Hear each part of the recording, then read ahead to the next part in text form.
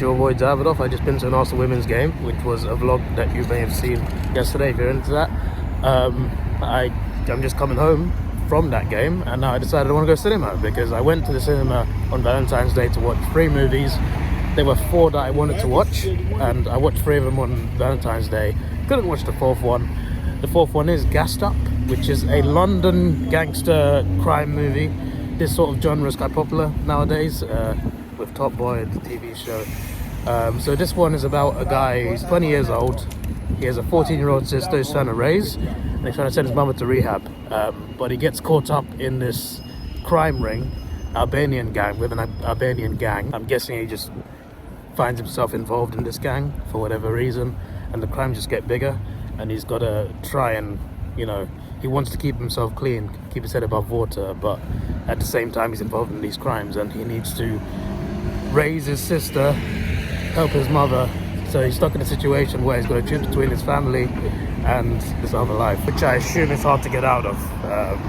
But yeah, it's a fictional story, but it sounds like something that would actually happen in London, because London has a lot of gang crimes, knife crimes, which is not a good thing, but it makes for some good storylines in fiction. But yeah, I'm looking forward to it. I hope it's good, and yeah, hopefully it's a good film. I don't know if this movie's out in other countries, but it's definitely out in the UK. I hope it's good though. There's Asda. I always find it so annoying when I say Easter eggs as early as January, February. I'm just like, calm down, it's too early. There's no unique ones this year. There's always like some sort of unique one. I don't see any. Maybe I'm in the wrong shop. Could be in the wrong shop. They should try, I don't know, Morrison's, M&S, Waitrose, something like that. One of the expensive joints. Asda's gone full and automated now. Normally, like, you get automated like for like half of it, and the rest of it, if you've got a big trolley, there'll be cashiers. But they've even changed that. Even the big trolley's now automated. Like, you scan it yourself. Times have well and truly changed, my friends. We are in the future, and it's not as futuristic as we'd hoped.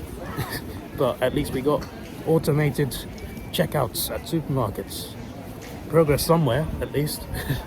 It's not like we've dropped into recession, but, you know, apart from that, you know, at least, you know, we got some things right here and there. While a lot of things are getting worse. We out here. Let's go. What's up with this camera, bro? Oh, I've made it worse. I've not even seen a trailer, by the way. No adverts, no promo, no nothing. I've seen nothing of this film. So advertised on Cineworld, and I just thought London crime film sounds interesting, so I'm seeing it. It better be good. I am in screen 1, standing by screen 2. Screen 1 is not ready. It's 4 o'clock. This is movie time. There will be trailers and adverts. I got hiccups, sorry. I don't know why, I just got hiccups just now. There will be adverts obviously for 20 minutes at least, but you gotta have it ready on time, man. Just saying. It's 4 o'clock now, on the spot. I got the full screen this one. Soon our customers.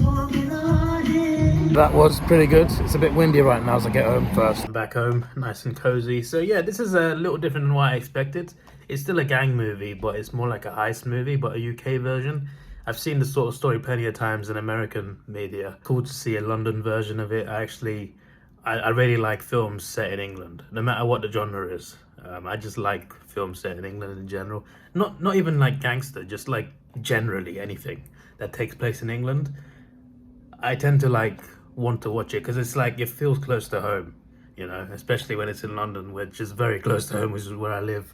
But yeah, basically the main character, he's part of a gang of like 5 people, and they do kind of petty theft crimes. So they don't one of their rules is no weapons, because they don't want to draw attention to themselves too much. They don't want to get into the police's radar. So what they do is they ride around on mopeds, on little scooter bikes, and they snatch people's things off them, mainly their phones. So they just drive around, 2 people on each moped, and they just literally just one person drives, the other person snatches things, mainly phones. So it's that sort of crime. So they collect all these things, and then they go to this woman who they're working for, and she gives them money, and she works for a large organization. So like, they're indirectly part of a big organized crime group that does much worse crimes than they do. but they do these petty thefts to make some money off them. So that's interesting. The main character, he's mainly in it not because he wants to do it, but because he wants to try and fund his mum's medical care, which costs too much money.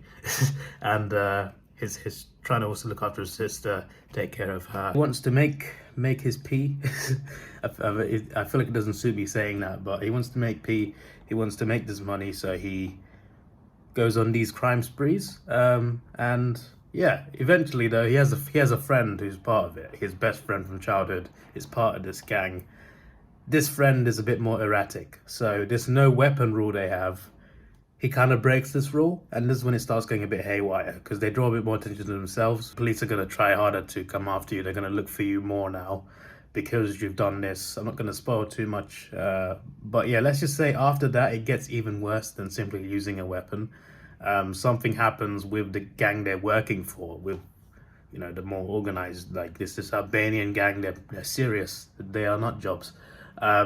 Things get a little worse because they're hired to do something bigger than just a petty crime. They're just like, you got to do this for us.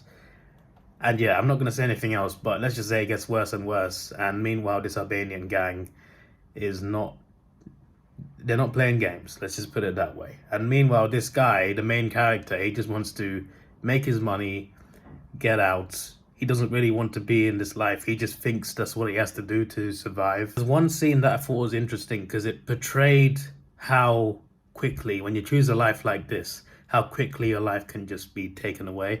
Because there's a particular scene where someone feels like they're on top of the world, having the greatest time of their lives, and suddenly something happens. And just like that, you don't see it coming, you don't see it built up to. It's just something that happens out the blue, and it just changes the entire tone of the film. I really like how they did it, because that's how crime would be in real life. You choose a life of crime, it can end at any moment, at any time, in any way possible. So I like how they portrayed that in this film. But yeah, it was better than I expected. Like, I watched it because I thought it was going to be cool. But like, I thought, hey, this is actually, you know, this is actually pretty interesting. I quite like what they've done with this, where they've gone. Yeah, the ending was pretty interesting. I kind of wonder what happened to certain characters, to be honest, especially when things went wrong. I've said as much as I can without spoiling. I'm like on the borderline. But yeah, it's a fairly short film. It's like an hour 42, I think. Very short. So including adverts, it's just over 2 hours sitting in there. A very short time. There are movies without adverts that go longer than that for sure. But yeah, I had a good time. I'll give it a 7 out of 10. I'll give it a 7.5. 7.5 I think is a good rating. I think it worked for what they were doing. It was by no means like this incredible groundbreaking movie. Definitely not the best UK gangster movie or show, but I think it's good for what it was. And to be honest, I'd like to see more movies like this, because you see plenty of these storylines from Hollywood and from American TV shows. You don't see it as much with UK movies. So, you know, there's a lot of great fictional stories you can make out of real life elements. So yeah, I'm not saying this movie was completely realistic. Like, there are certainly some parts that are very ridiculous, over the top, but yeah, I just feel like, you know, in terms of fiction, you can make some good storylines out of things like this. So yeah, because I feel like most of the time movies like this, movies that have these themes that are based in the UK, they tend to be parodies. Usually anyway, most of the time they are, or they're not really, like, you know, because there was Blue Story, but Blue Story was like based on a real story. This one is like pure fiction, just a UK based gangster movie. I just feel like, and it's like, it's a heist movie, actually. It's a heist movie, technically. I just want to see more of that. I want to see, but also like an action movie in this completely London based. I know we have like stuff like James Bond, but that's like a worldwide thing. We need like more independent UK based movies going on. We need more of that. I'm just saying. This is your boy Davidoff. Please like, share, subscribe. Thanks for watching. Have a good day and see ya.